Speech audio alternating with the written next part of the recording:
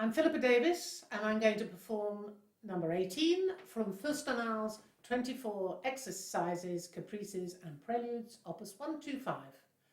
This is Allegro Feroce.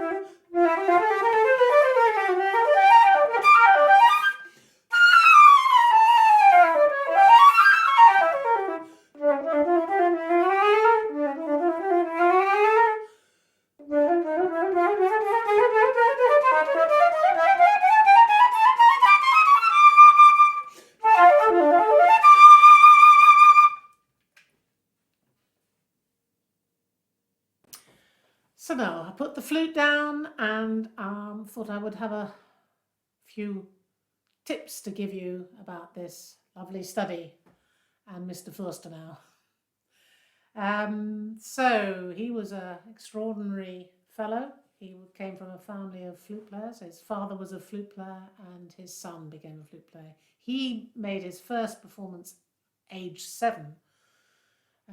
We're talking post Mozart's death, so we're beginning of the Romantic period. But his first public performance, age 7, wow.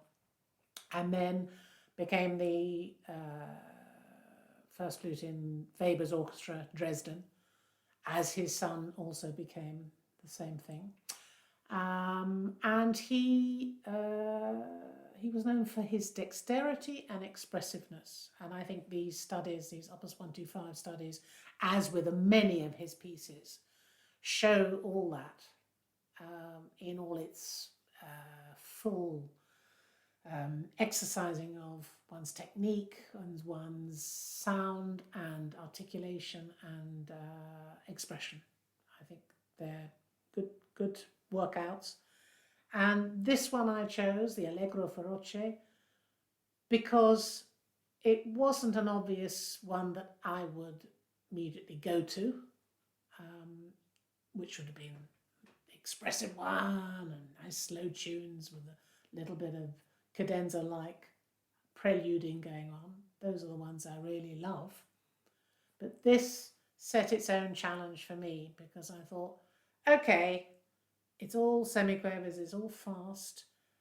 Let's get really working at finger dexterity. D minor, great key, love it. And I actually, even though I think the metronome marking is immaterial, I thought crotchet equals 1, 3, 2.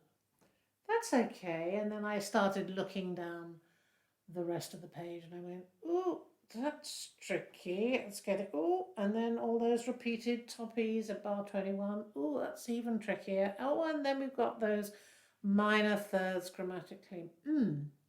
So I kind of went, okay, metronome marking is a thought, but I'm going to approach this firstly slowly and working at it really quite methodically.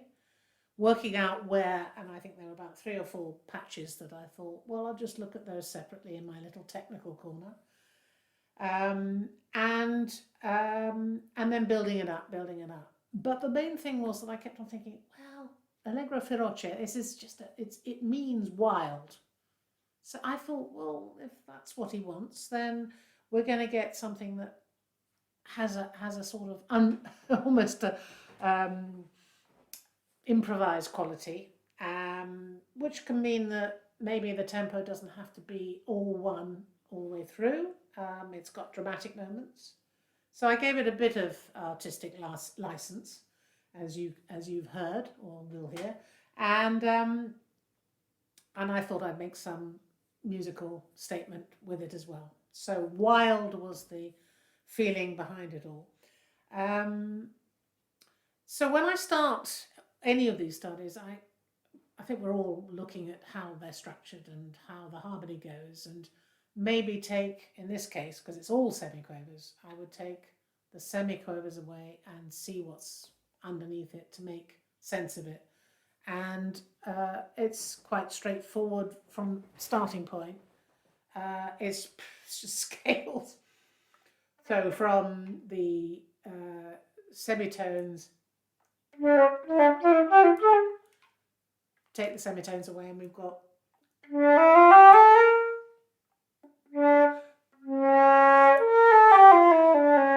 it keeps going like that. So he's kind of embroidering these simple structures. It builds up, it builds up. You know, we get this lovely pattern. You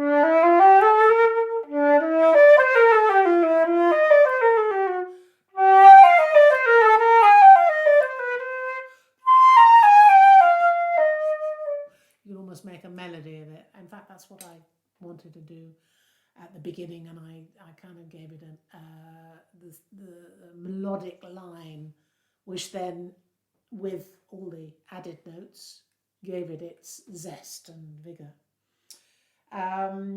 Then, of course, so that worked my way through that, thinking melodically.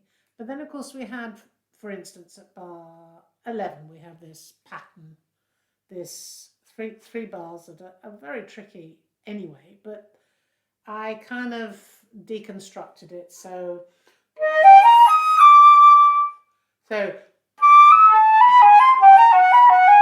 all that. So I looked at the top, and it goes.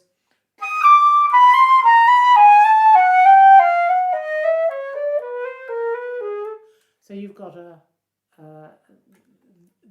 basically the chromatic semitones, like at the beginning, and it's kind of the pattern is there, and then underneath that overlying line, you've got another chromatic going on.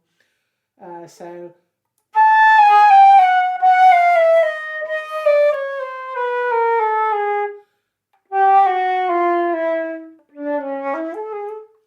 we've got that as well, and then it starts.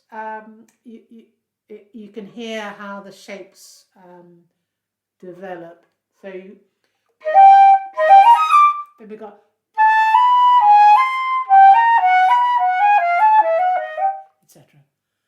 And then I actually, whenever I have anything that's just once I found the pattern, I then change not so much the rhythms, but change the grouping. So we've got, this is a group of 4, and then we've got this da da da da da da. What I wanted to do was maybe mess it up and make it into groups of 3, for instance. So I don't know if you can hear it, but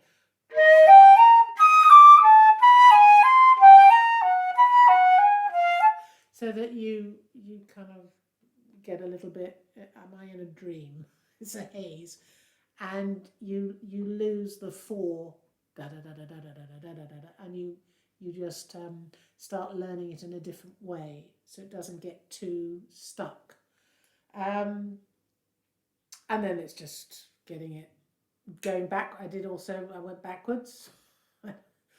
Always a good thing. Completely mess up your mind so that you're really learning it in a way that stays there.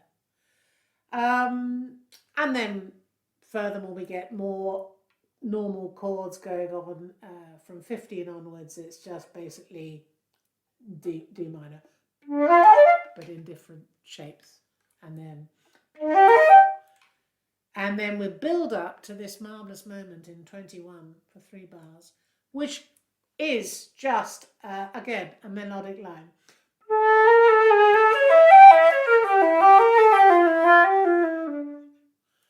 Which he makes even harder by adding top E's, repeated top E's, which sometimes I would use the normal E, and sometimes I'd take my finger off. There's a lot of finger work going on, which actually proved to be tricky.